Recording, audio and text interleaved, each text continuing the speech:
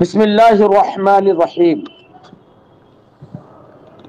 ويستحب للمتوضئ أن ينوي الطهارة ويستوعب رأسه بالمسح ويرتب الوضوء فيبتدئ بما بدأ الله تعالى بذكره وبالميامن ومسح الرقبة والمعاني الناقضة إلى آخر۔ بیٹا گفتگو آج کے سبق میں صاحب قدوری اس بات پر کریں گے کہ وضو کرنے والے شخص کے لیے کون کون سی باتیں وضو کرنے میں مستحب ہیں۔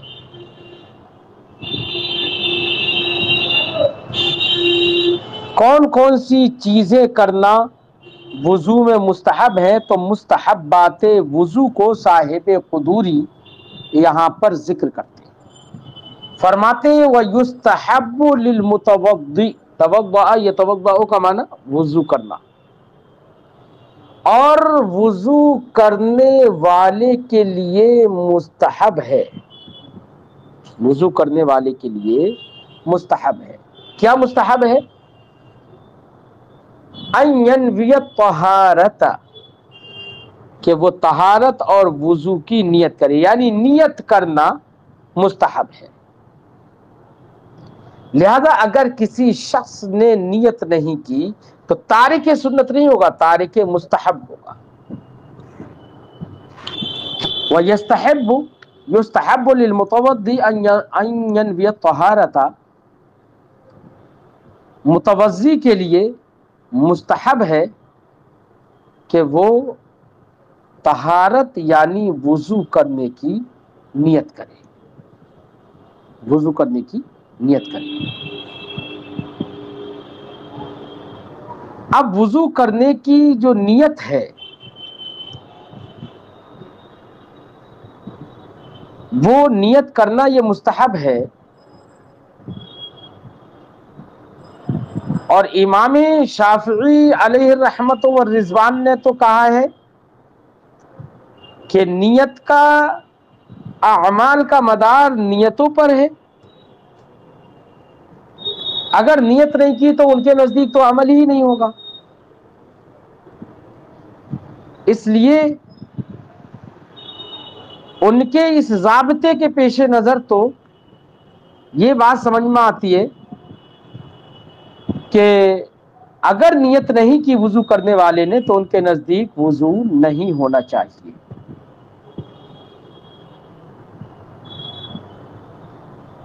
ایسے ہی اگلے صاحب کتاب نے ایک استحباب اور ایک مستحب بات کو اور ذکر کیا، فرمایا وَيَسْتَوْعِبُ رَأْسَهُ بِالْمَسْحِ، مستحبات وضو سے ایک مستحب یہ بھی ہے کہ وضو کرنے والا شخص اپنے پورے سر کو مسح سے گھیر لے، یعنی پورے سر کا مسح کرے۔ استیعاب کا معنی ہوتا ہے گھیرنا۔ وَيَسْتَوْعِبَ رَأْسَهُ بِالْمَسْحِ، مسح کرنے کے ذریعے سے، مسح کرنے کے ذریعے سے پورے سر کو گھیر لے، یعنی پورے سر کا مسح کرے، یہ مستحب ہے۔ بیٹا امام اعظم علیہ رحمت و رضوان کے نزدیک تو پورے سر کا مسح کرنا مستحب ہے، اور امام شافعی علیہ الرحمت والرضوان نے تو یہ تو بیٹا ہمارے نزدیک جو مستحب ہے وہ ایک مرتبہ ہے، اور امام شافعی علیہ الرحمت والرضوان نے یہ کہا مختلف 3 پانیوں سے، مختلف الگ الگ 3 پانیوں سے 3 بار مسح کرنا یہ ان کے نزدیک سنت ہے۔ انہوں نے 3 مرتبہ مسح کرنے کا حکم دیا 3 نئے پانیوں سے۔ انہوں نے قیاس کیا اس کو اعضائے مغسولہ پر کہ جیسے اعضائے مغسولہ جن کو دھویا جاتا ہے ان میں تسلیس سنت ہے، ویسے ہی مسح میں 3 نئے پانیوں سے مسح کرنا یہ سنت ہے۔ یہ امام شافعی کا قول ہے۔ ہماری دلیل کہ مسح کو، سر کا مسح ایک بار پورے سر کا مسح کرنا یہ مستحب ہے ایک بار، ایک ہی پانی سے۔ ہماری دلیل وہ حدیث پاک ہے جس حدیث پاک میں حضرت انس رضی اللہ تعالی عنہ نے فرمایا، جس حدیث میں ہے ان انسا توضأ ثلاثا ثلاثا ومسح برأسه مرة واحدہ، کہ حضرت انس رضی اللہ تعالی عنہ نے تین بار وضو کیا، توضأ ثلاثا ثلاثا، تین بار وضو کیا، ومسح برأسه مرة واحدہ، اور اپنے سر کا ایک بار مسح کیا، ایک بار۔ تو اس حدیث پاک میں بالکل صراحتاً ہے مسح برأسه مرة واحدہ۔ اور پھر حضرت انس ابن مالک نے صرف وضو ہی نہیں کیا، بلکہ روایت میں ہے، حدیث میں ہے وقال هذا وضوء رسول اللہ صلی اللہ علیہ وسلم، اور اب وضو کر کے فرمایا، یعنی تین بار اعضاء مغسولہ دھوئے، ایک بار سر کا مسح کیا، اور اس کے بعد کہا یہی وضو ہے رسول کریم صلی اللہ علیہ وسلم کا، یعنی سرکار دو عالم صلی اللہ علیہ وسلم ایسا ہی وضو فرماتے تھے۔ ٹھیک ہے، تو اچھا، امام شافعی علیہ رحمت و رضوان جو تسلیس یعنی 3 بار مسح کرنے کے قائل ہیں،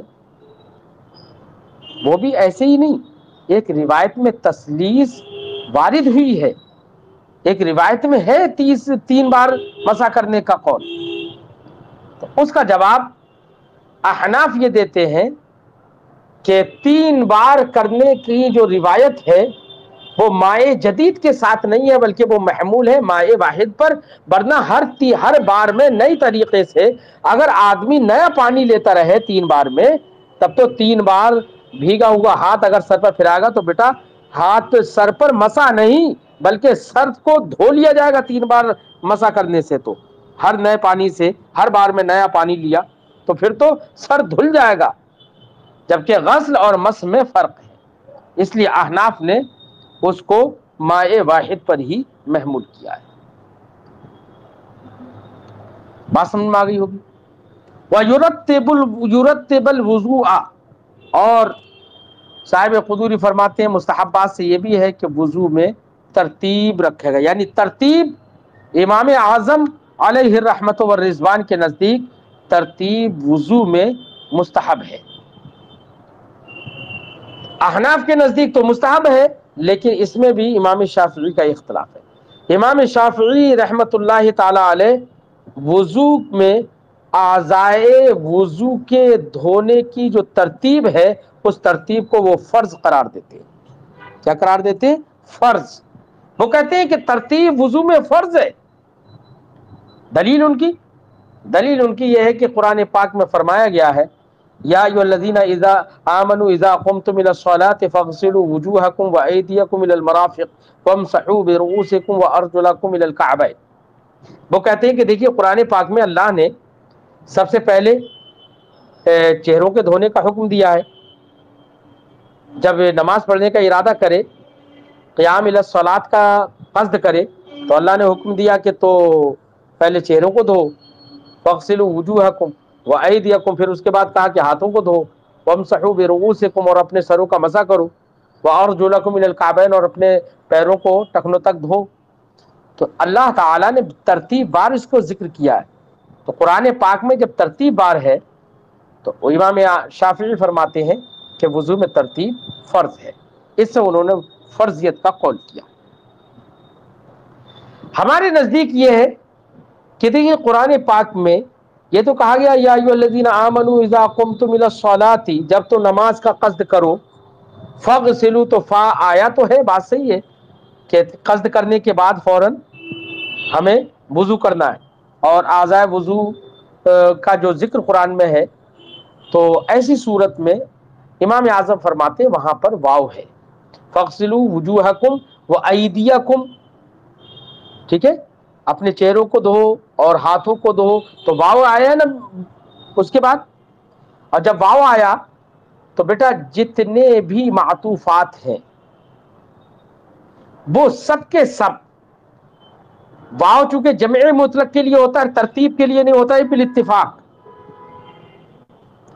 جمع مطلق کے لیے ہوتا ہے، ترتیب کے لیے نہیں ہوتا ہے، بالاتفاق بات ہے، یہ اہل لغت کا اس پر اتفاق ہے۔ تو جب واو جمع کے لیے ہے تو بیٹا اس کا مطلب یہ ہوا کہ قیام الی الصلاۃ کا، جب آدمی قیام الی الصلاۃ کا قصد کرے، نماز پڑھنے کا جب قصد کرے، تو نماز پڑھنے کے قصد کے بعد تو جو فا آ رہا ہے وہ تو ترتیب پر دلالت کرے گا کہ قصد نماز کا، نماز اگر ہو تو وضو کرے، تو وضو تو کیے بغیر نماز نہیں پڑھ سکتا، تو فا تو ترتیب کا فائدہ دے گا، کس کی ترتیب سے، کس کے بعد، قصد نماز کے بعد وضو کرے گا، ٹھیک ہے۔ لیکن اس کے بعد فا کے بعد پھر سب میں سب معطوفات ہیں واو کے ذریعے سے، اور جو واو کے ذریعے سے وہ واو جمع مطلق کے لیے آتا ہے، تو واو جب جمع مطلق کے لیے آتا ہے تو اس کا مطلب یہ ہوا کہ ہاتھ دھونا، پیر، منہ دھونا، ہاتھ دھونا، پیر دھونا، سر کا مسح کرنا، یہ سب کے سب قصد نماز کے بعد واجب ہے۔ یہ ترتیب ہے، نہ کہ یہ کہ ان اعضائے وضو میں ترتیب واجب ہے، کیونکہ اعضائے وضو کا جو بیان ہے وہ تو واو کے ساتھ ہے، اور واو جمع مطلق کے لیے ہوتا ہے، ترتیب کے لیے نہیں ہوتا ہے۔ بات سمجھ میں آ گئی؟ یہ احناف نے جواب دیا ہے۔ فرماتے ہیں وَيُرَتِّبُ الْوُضُوءَ، اور مستحب ہے وضو کو ترتیب بار کرے، فَيَبْتَدِئُ بِمَا بَدَأَ اللَّهُ تَعَالَى بِذِكْرِ، تو آغاز وضو کرے گا اس سے جس کے ذکر سے اللہ نے آغاز کیا۔ اللہ نے کس کے ذکر سے آغاز کیا؟ سب سے پہلے اللہ نے ذکر کیا ہے چہروں کے دھونے کا، پھر ہاتھوں کے دھونے کا، پھر سر کے مسح کرنے کا، پھر اس کے بعد پیروں کے دھونے کا۔ تو یہ ترتیب اس طریقے سے رکھنا یہ مستحب ہے۔ لہذا اگر کسی شخص نے پہلے پیر دھو لیے، پھر اس کے بعد سر دھوئے، سر کا مسح کیا، پھر ہاتھ دھوئے، پھر چہرہ دھویا سب سے آخر میں، الٹا کر دیا بالکل، تو احناف کے نزدیک چونکہ ترتیب مستحب تھی اس لیے احناف کے نزدیک وضو ہو جائے گا، ٹھیک ہے۔ لیکن امام شافعی کے نزدیک چونکہ ترتیب فرض ہے اس لیے امام شافعی کے نزدیک ایسی صورت میں وضو نہیں ہوگا، وہ نماز نہیں پڑھ سکتا امام شافعی کے نزدیک، احناف کے نزدیک نماز پڑھ سکتا ہے۔ فرماتے ہیں فَيَبْتَدِئُ بِمَا بَدَأَ اللَّهُ تَعَالَى بِذِكْرِ، تو اللہ رب العزت نے جس کے ذکر سے آغاز کیا ہے اسی سے وضو کا یہ آغاز کرے گا، وَبِالْمَيَامِنِ، اور دائیں طرف سے آغاز کرے گا، میمنہ کی جمع میامن، دائیں طرف سے، یعنی پہلے دائیں ہاتھ کو دھوئے گا، پھر بائیں ہاتھ کو دھوئے گا، اس طریقے سے۔ وَمَسْحُ الرَّقَبَةِ، ایسی مستحبات وضو سے گردن کا مسح کرنا ہے۔ گردن کا مسح کرنا بیٹا مستحب ہے، گلے کا مسح کرنا مستحب نہیں ہے، وہ تو مکروہ ہے، ٹھیک ہے۔ اب آگے صاحب کتاب مستحبات وضو کو بیان کرنے کے بعد فرماتے ہیں والمعانی الناقضہ للوضو ما خرج من السبیلین، معانی سے مراد علل، اسباب، ریزنز، ذرائع، ٹھیک ہے۔ اب اگلے یہ بتا رہے ہیں کہ وہ کون سے اسباب ہیں جن کی بنا پر وضو ٹوٹ جاتا ہے، انہی اسباب کو معانی الناقضہ للوضو کہیں گے، وہ معانی، وہ علل، وہ اسباب جو وضو کو توڑنے والے ہیں وہ کیا ہے؟ تو بیٹا کون کون سی چیزیں وضو کو توڑ دیتی ہیں؟ تو بیٹا حدث کا لاحق ہو جانا، چاہے حدث اصغر ہو یا حدث اکبر ہو، ان سے وضو ٹوٹ جاتا ہے نا، سب کو پتا ہے۔ حدث اصغر ریح کا خارج ہو جانا، پچھلے کے مقام سے، پاخانے کے مقام سے ریح کا خارج ہو جانا، یہ حدث اصغر کہلاتا ہے۔ پاخانہ یا پیشاب ہی کر لینا یہ حدث اکبر کہلاتا ہے۔ تو سبیلین سے مراد پاخانہ پیشاب کے مقام، سبیلین سے کچھ نکلتا ہے اگر تو وہ وضو کو توڑ دے گا، لیکن اگرچہ صاحب قدوری نے یہاں پر بڑے عموم کے ساتھ کہا والمعانی الناقضہ للوضو ما خرج من السبیلین، وہ اسباب و علل جو وضو کو توڑ دیتے ہیں وہ چیزیں ہیں ما خرج من السبیلین جو سبیلین سے نکلے، حالانکہ یہ عموم ہمیں تسلیم نہیں ہے، بڑا عام کہہ دیا۔ بیٹا اگر پیشاب کے مقام سے کسی کو ری خارج ہوئی، ہوا نکلی، تو ایسی صورت میں کیا وضو ٹوٹ جائے گا؟ آپ نے کتابوں پڑھا ہوگا، علماء کا قول پڑھا ہوگا کہ وہ اگر پیشاب کے مقام سے اگر ری خارج ہوتی ہے تو اس سے وضو نہیں ٹوٹتا ہے، حالانکہ سبیلین میں تو وہ بھی داخل ہے، اور صاحب قدوری کہہ رہے ہیں ما خرج من السبیلین، سبیلین سے جو بھی نکلے وہ وضو کو توڑنے والا ہے۔ اس کا عموم ہمیں تسلیم نہیں۔ ٹھیک ہے، یہاں پر ما خرج من السبیلین سے مراد وہ چیزیں ہیں جو عادتاً سبیلین سے نکلتی رہتی ہیں، اور روح وہ ریح یعنی ہوا، اگلے کے مقام سے نکلنا ریح کا، ہوا کا، یہ عادتاً نہیں ہوتا ہے، کبھی کبھی ہوتا ہے۔ ٹھیک ہے، اور وہ بھی ہوتا بھی ہے تو انسان کو اس کا احساس نہیں ہو پاتا ہے۔ بہرحال وضو کو توڑنے والی معانی اور اسباب و علل وہ ہیں ما خرج من السبیلین، جو سبیلین سے نکلے وہ چیزیں وضو کو توڑ دیتی ہے، تفصیل میں کر چکا۔ والدم، ایسی خون کا نکلنا، خون یہ بھی وضو کو توڑ دیتا ہے، لہذا اگر کسی کا وضو خون نکلا ہاتھ میں، پیر میں، کہیں پر بھی نکلا خون نکلا تو اس سے وضو ٹوٹ جائے گا۔ لیکن نکلنا اور ظاہر ہونا بیٹا دونوں میں فرق ہوتا ہے۔ فرض کریے آپ کا ہاتھ کٹ گیا تو آپ کی کھال چھل گئی تو خون آ جاتا ہے نا۔ کبھی کبھی ایسا ہوتا ہے کہ ایسی کھال چھلتی ہے کہ خون بہنے لگتا ہے، روکنے سے نہیں رکتا، تو بیٹا وہ تو وضو توڑ دے گا۔ اور کبھی کبھی کچھ ایسی رگڑ ہاتھ پہ یا پیر پہ کہیں پر لگ جاتی ہے کہ اوپر کی کھال تو چھل گئی،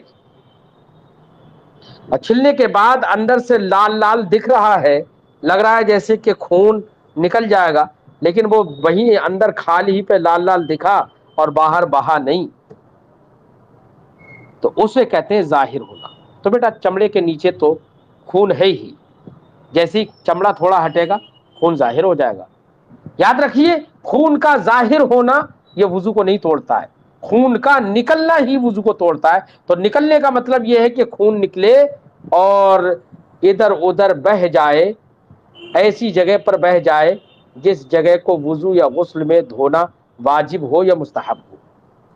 ٹھیک ہے، تو یہ ہوتا ہے نکلنا۔ تو والدم اور خون بھی وضو کو توڑ دیتا ہے۔ والقیح، اور قیح کہتے ہیں بیٹا اس پیپ کو جس میں خون کی آمیزش ہو۔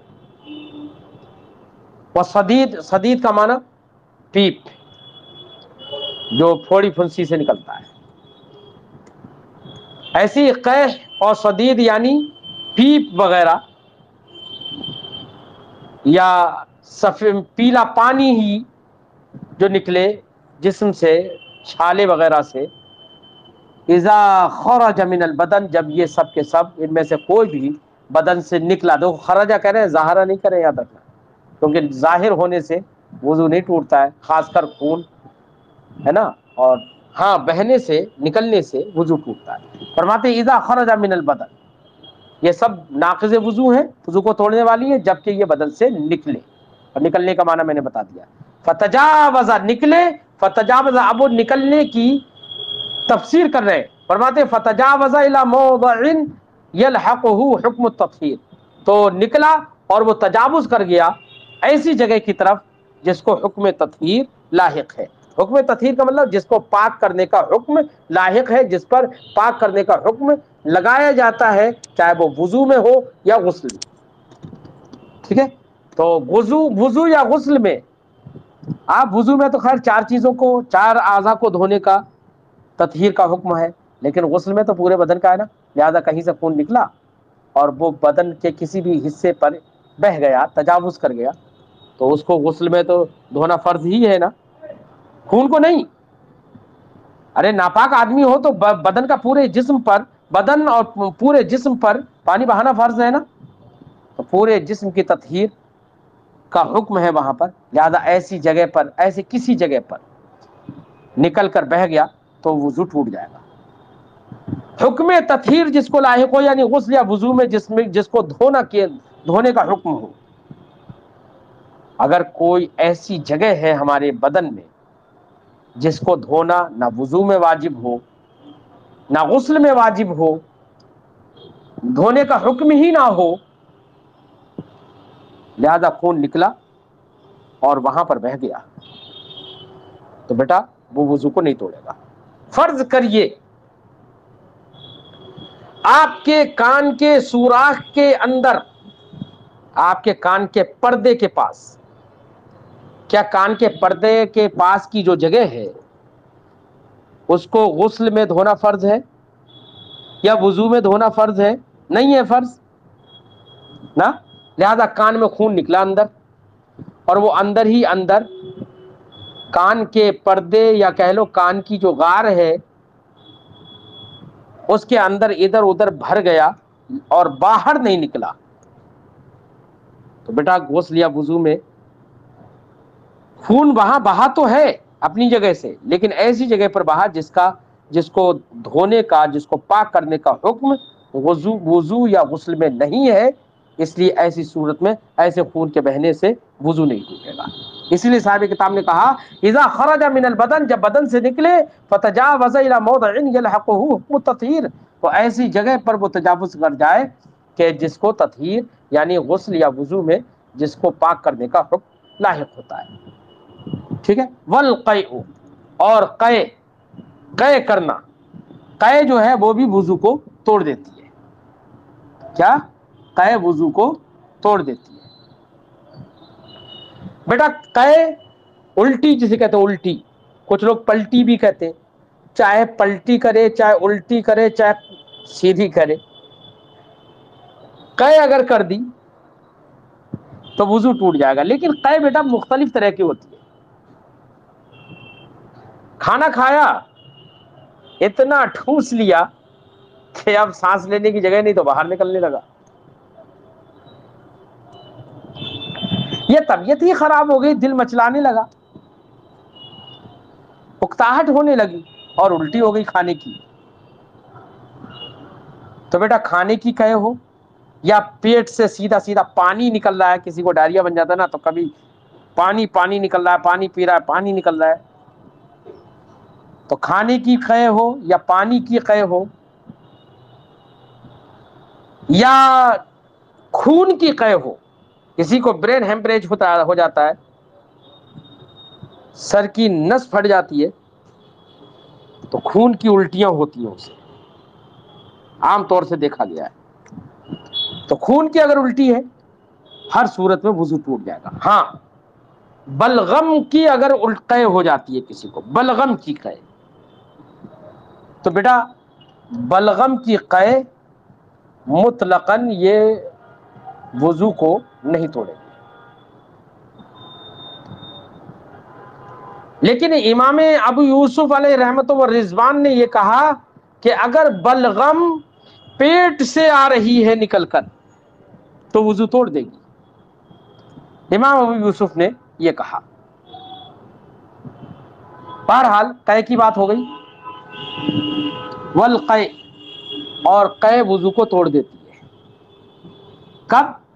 اذا کان ملأ الفم، جبکہ منہ بھر کے ہو، اور تھوڑی تھوڑی اگر آئی، تھوڑی یہاں پر الٹی کر دی، تھوڑی وہاں الٹی کر دی، کبھی دل گھبرا رہا ہے بیچارے کا، لیکن الٹی آ بھی نہیں رہی ہے، چاہ رہا ہے کہ الٹی آ جائے ایک بار میں، صاف ہو جائے پیٹ، لیکن کچھ لوگوں کا ہوتا ہے او کرتے رہتے ہیں، کبھی یہاں کبھی وہاں، تھوڑا سا یہاں تھوک دیا، تھوڑا سا وہاں تھوک دیا، تھوڑا ادھر تھوک دیا، تھوڑا ادھر تھوک دیا، اس طریقے سے الٹیاں ہوتی رہتی ہیں تھوڑی تھوڑی تھوڑی تھوڑی کر کے۔ تو کیا یہ تھوڑا تھوڑا تھوڑا تھوڑا کر کے اگر جو الٹی ہوئی ہے کیا یہ وضو کو توڑے گی یا نہیں توڑے گی؟ منہ بھر ہے تو بالاتفاق وضو کو توڑ دے رہی ہے، لیکن تھوڑی تھوڑی ہے تو وضو کو توڑے گی یا نہیں؟ تو اس سلسلے میں اختلاف ہے۔ اچھا منہ بھر کی جو ہم نے بات کہی تھی کہ منہ بھر قے ہو تو وہ وضو کو توڑ دے گی بالاتفاق. تو منہ بھر کس کو کہیں گے, کیسے کہیں گے کہ یہ منہ بھر ہے؟ تو اس کی تعریف میں, اس کی مقدار میں بیٹا اختلاف ہے. بعض لوگوں نے یہ کہا کہ منہ بھر قے وہ ہوتی ہے کہ جب منہ میں آ جائے تو روکی نہ جا سکے, ٹھیک ہے. اور یہ بھی کہا گیا ہے کہ منہ بھر قے وہ ہوتی ہے کہ اگر وہ منہ میں آ جائے تو بات نہ کر سکے آدمی. زیادہ صحیح قول یہی ہے. لیکن یہاں پر امام زفر جو کہ احنافی سے ہے, انہوں نے قے کے سلسلے میں منہ بھر قے کا قول نہیں کیا. انہوں نے کہا کہ قے چاہے تھوڑی ہو یا زیادہ ہو, ہر صورت میں وہ ناقض وضو ہے. امام زفر کا قول یہ ہے. لیکن جمہور فقہا کا وہی قول ہے جو ہم نے بتایا کہ منہ بھر ہو تب تو وضو توڑے گی, منہ بھر نہ ہو تو وضو نہیں توڑے گی. ایک بات یہاں پر اور ذکر کر دوں, اگر کسی شخص نے الگ الگ تھوڑی تھوڑی تھوڑی تھوڑی قے کرتا چلا گیا, تھوڑی ادھر قے کی, تھوڑی ادھر قے کی, تھوڑی دیر کے بعد قے کی, ایسے کیا, تھوڑی تھوڑی کی, منہ بھر کے نہیں کی, تو کیا یہ وضو کو توڑے گی یا نہیں توڑے گی؟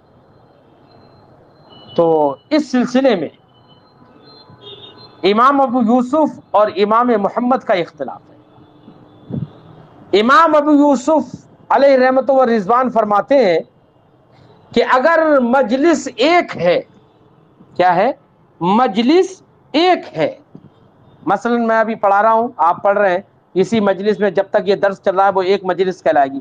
ابھی آدھے گھنٹے یا پون گھنٹے کا جو بھی وقت ہوگا درس کی جو مجلس چل رہی ہے, اسی مجلس میں آپ نے ایک بار او کر دیا, تھوڑا سا نکال دیا, پھر او کیا, پھر تھوڑا سا کچھ تھوک نکال دیا, پھر کیا, تو مجلس تو ایک ہی ہے. اور کئی بار کیا تو امام ابو یوسف فرماتے ہیں اگر مجلس متحد ہے, ایک ہی ہے, اور تھوڑی تھوڑی سی قے کی, اور وہ تھوڑی تھوڑی کو اگر جمع کیا جائے تو منہ بھر ہو جائے, تو امام ابو یوسف کہتے ہیں ایسی صورت میں وضو ٹوٹ جائے گا. لیکن امام محمد علیہ رحمت و رضوان تھوڑی تھوڑی کے سلسلے میں یہ کہتے ہیں کہ اتحاد مجلس معتبر نہیں ہوگی, بلکہ اتحاد سبب معتبر ہوگا. کیا؟ اتحاد سبب, یعنی تھوڑی سی ابھی قے آئی, اس کا سبب جو بھی بنے, پھر بعد میں قے آئی, اس کا بھی سبب وہی ہو, بعد میں قے آئی, اس کا بھی سبب وہی ہو, سبب سب کا ایک ہے. پھر اگر اس کو اکٹھا کیا جائے تو منہ بھر ہو جائے تو امام محمد کہتے ہیں اب وضو توڑے گی, اور اگر سبب مختلف ہیں تو وضو نہیں توڑے گی. مثلا ابھی آپ میں سے کسی کو فرض کریے دل گھبرا گیا. کیوں گھبرایا؟ کسی نے چوہے کا نام لے دیا, کسی نے گندے سے کسی چیز کا نام لے دیا جس سے بہت سارے لوگوں کو گھبراہٹ ہونے لگتی ہے, دل اکتانے لگتا ہے, ٹھیک ہے نا. اب ایک گندی سی چیز کا نام لیا, کسی کا دل گھبرایا اور اسے تھوڑی سی الٹی آ گئی, منہ بھر نہیں تھی, تھوڑی سی کر دی اس نے. پھر 10 منٹ گزر گئے, الگ, یا 10 منٹ کیا, مجلس ہی الگ ہو گئی, دوسری مجلس آ گئی, اس میں بھی اس نے بیچارے نے وہی سوچا, یار اس وقت اس نے ایسی گندی سی بات کہی تھی, وہی اس کے دماغ میں آ گئی, پھر الٹی آ گئی. پھر تھوڑی دیر کے بعد پھر دماغ میں آ گئی, مجلس مختلف ہو رہی ہے لیکن سبب الٹی کا ایک ہی ہے. تو اتحاد سبب کی بنا پر امام محمد کہتے ہیں کہ ایسی صورت میں اگر اس کو اکٹھا کیا جائے تو وہ, اور منہ بھر ہو جائے تو وضو ٹوٹ جائے گا. تو امام محمد رضی اللہ تعالیٰ عنہ اتحاد سبب کے قائل ہیں, اور امام ابو یوسف اتحاد مجلس کے قائل ہیں. ٹھیک ہے, یہ بات ذہن میں آ گئی ہوگی. فرماتے ہیں والقیء اذا کان ملأ الفم, ایسی قے وضو کو توڑ دیتی ہے جبکہ منہ بھر ہو. والنوم مضطجعا, اور نیند بھی وضو کو توڑ دیتی ہے. کیا؟ نیند وضو کو توڑ دیتی. بیٹا نیند کوئی ناپاک چیز نہیں ہے کہ وہ وضو کو توڑ دیتی ہے. نیند سبب اصلی نہیں ہے وضو کے توڑنے کا, بلکہ نیند وضو کو اس لیے توڑتی ہے کہ وہاں پر خروج ریح کا زن ہو جاتا ہے. لہذا جس صورت میں خروج ریح کا زن ہو جائے تو اس صورت میں وضو ٹوٹ جائے گا نیند کی وجہ سے، اور جس صورت میں خروج ریح کا زن نہ ہو تو اس صورت میں سونے سے وضو نہیں ٹوٹے گا۔ یہی وجہ ہے کہ وہ آدمی گدی کے بل سو گیا، چت سو گیا، چت سونے میں تو بیٹا ہمارے ہاتھ پاؤں پھیل جاتے ہیں نا خوب۔ اب اگر نیند بھی اگر آ گئی تو ہمیں نہیں پتہ چلتا ہے، ہمارے ہاتھ پاؤں ڈھیلے ہو جاتے ہیں، اعضائے جسم جو ہے وہ ڈھیلے پڑ جاتے ہیں۔ اور جب اعضائے جسم ڈھیلے پڑ جاتے ہیں، اب اگر کوئی سو رہا ہو ایسے تو اس کے ہاتھ کو اٹھا کر آپ ادھر رکھ دیجئے، اسے نہیں پتہ چلا کدھر رکھ دیا۔ تو جب ہاتھ کو اٹھا کے رکھنے میں نہیں پتہ چل رہا ہے تو ری خارج ہو گئی ہو اس بیچ، تو اسے کیا پتہ چلے گا؟ تو اس بنا پر وضو ٹوٹ جائے گا۔ ایسے ہی کوئی آدمی ٹیک لگا کر، مسندیں لگا کر سو رہا ہے بیٹھ کے، تو ایسی صورت میں بیٹا غفلت ہو جاتی ہے اور اعضائے جسم جو ہے وہ ڈھیلے پڑ جاتے ہیں، اس لیے وضو ٹوٹ جائے گا۔ اور ایک آدمی وہ ہے جو کھڑا ہوا ہے، نماز کے لیے کھڑا ہوا، اللہ اکبر کہہ کے کھڑا ہو گیا، نہ ٹیک لگائے ہوئے ہے نا، نہ گدی کے بل سو رہا ہے، نہ چت سو رہا ہے، نہ پٹ سو رہا ہے، کیسی بھی نہیں سو رہا ہے، کھڑا کھڑا بیچارے کو اونگ آ رہی ہے، اور جیسی اونگ آ رہی ہے ہلکے سے ایسے ہلتا ہے اور آنکھ کھل جاتی ہے۔ ہوتا ہے نا ایسا، کبھی کبھی ہوتا ہوگا، سب کو ہوتا ہے۔ تو اب ایسی صورت میں جیسے ہی ہلا ویسے ہی آنکھ کھل جاتی ہے فوراً، اس کا مطلب غفلت نہیں ہے، جسم کے اعضاء ڈھیلے نہیں پڑے ہیں۔ اور جب غفلت نہیں ہے تو پھر اس کا مطلب اسے یہ بھی معلوم ہوگا کہ میری ریح خارج نہیں ہوئی ہے، لہذا وضو ایسی صورت میں نہیں ٹوٹے گا، اس نیند سے وضو نہیں ٹوٹے گا۔ فرماتے والنوم مستجعا، اور سونا ناقض وضو ہے اس حال میں مستجعا کہ گدی کے بل یعنی چت لیٹ کر سوئے، اور متکئان یا ٹیک لگا کر سوئے، اور مستندن الی شیء یا کسی اور چیز کو تکیہ یا متکئان کا معنی کسی چیز پر ٹیک لگانا، مستندن کسی چیز کا سہارا لینا، کسی چیز کا سہارا لے کر سوئے۔ لو ازیلا لسقط عنہ، ایسی چیز کا سہارا لیا کہ اگر وہ چیز ہٹا دی جائے تو یہ گر جائے۔ مثلا ہم ایسے سو گئے ٹیک لگا کے کسی چیز پر، اور کسی نے مذاق کرتے ہوئے پیچھے سے وہ چیز ہٹا دی تو ہم گر جاتے ہیں نا، ایسا ہو جاتا ہے، تو ایسی صورت میں وضو ٹوٹ جائے گا۔ والغلبۃ علی العقل بالاغماء، اور بے ہوشی کے ذریعے سے عقل پر غلبہ ہو جانا، اس سے بھی وضو ٹوٹ جاتا ہے۔ بیٹا اغما اور جنون میں فرق ہے، یاد رہے، اغما میں عقل مغلوب ہوتی ہے اور جنون میں عقل مسلوب ہوتی ہے، یعنی اغما میں عقل مغلوب ہو جاتی ہے، بے ہوشی جس کو ہم کہتے ہیں، اور جنون میں عقل جاتی رہتی ہے۔ بات سمجھ میں آ گئی؟ تو اغما اگر اتنا ہوا، بے ہوشی اتنی ہو گئی کہ آدمی کی عقل پر وہ غالب آ جائے تو یہ ناقض وضو ہے، اور اگر پاگل پن اتنا ہو گیا، جنون اتنا ہو گیا کہ عقل جاتی رہی، تب بھی یہ ناقض وضو ہوگا۔ بات سمجھ میں آ گئی؟ والقہقہۃ فی کل صلاۃ ذات رکوع و سجود، ایسے ہی ہر رکوع سجود والی نماز میں قہقہہ لگا دینا یہ بھی ناقض وضو ہے۔ قہقہہ لگا دینا، قہقہہ یعنی زور زور سے ہنس رہا ہے، ایسے زور زور سے قہقہہ، زور زور سے ہنس رہا ہے، تو اگر ایسے ہنسا تو اگر نماز میں ہنسا اس طریقے سے قہقہہ لگایا تو وضو ٹوٹ جائے گا، سمجھے نہیں؟ لیکن کون سی نماز؟ رکوع اور سجود والی۔ لہذا جنازے کی نماز میں کسی نے قہقہہ لگا دیا تو جنازے میں تو رکوع سجود ہوتے ہی نہیں ہے، تو بیٹا اس میں وضو نہیں ٹوٹے گا۔ اس کی کیا وجہ ہے کہ رکوع سجود والی نماز میں قہقہہ لگایا تو وضو ٹوٹ جاتا ہے؟ اس کی وجہ یہ ہے بیٹا، نبی کریم علیہ تحیۃ و تسلیم ایک مرتبہ نماز پڑھا رہے تھے، اور ایک نابینا صحابی رسول مسجد میں آئے اور انہیں دکھا نہیں اور وہ گر گئے، کنویں میں گر گئے۔ یہ پیچھے کے نمازیوں نے دیکھا تو گر گئے، تو ان کی ایک دم ہنسی چھوٹ گئی، قہقہہ لگا دیا، زور زور سے ہنس گئے۔ نبی کریم صلی اللہ علیہ وسلم نماز سے فارغ ہوئے اور ارشاد فرمایا کہ جنہوں نے قہقہہ لگایا ہے وہ اپنا وضو کر کے دوبارہ سے نماز پڑھے۔ بیٹا قہقہہ کوئی ناپاک چیز نہیں ہے، لیکن مصطفیٰ جان رحمت نے حکم دیا کہ وضو کر کے نماز پڑھو، اس لیے عقل نے یہاں پر خلاف عقل کو حکم مصطفیٰ کو مانتے ہوئے حکم لگا دیا، حکم مصطفیٰ کی بنا پر شریعت نے حکم لگا دیا کہ وضو ٹوٹ جائے گا۔ اور وہ واقعہ بیٹا رکوع سجود والی نماز ہی کا تھا، اس لیے ہمارے فقہاء نے فرمایا کہ جب خلاف عقل یہاں پر اس کا ثبوت ہو رہا ہے تو یہ اپنی جگہ میں ہی محدود رہے گا، یعنی رکوع سجود والی نماز ہی کی طرف، نماز ہی میں مختصر رہے گا، یعنی اختصار کیا جائے گا۔ ہر نماز کے اندر یہ حکم نہیں دیا جا سکتا، بات سمجھائیں؟ اس لیے رکوع سجود والی نماز میں قہقہا لگانا ناقض وضو ہے، اور اگر رکوع سجود والی نماز نہیں ہے تو قہقہا لگانا ناقض وضو نہیں ہے۔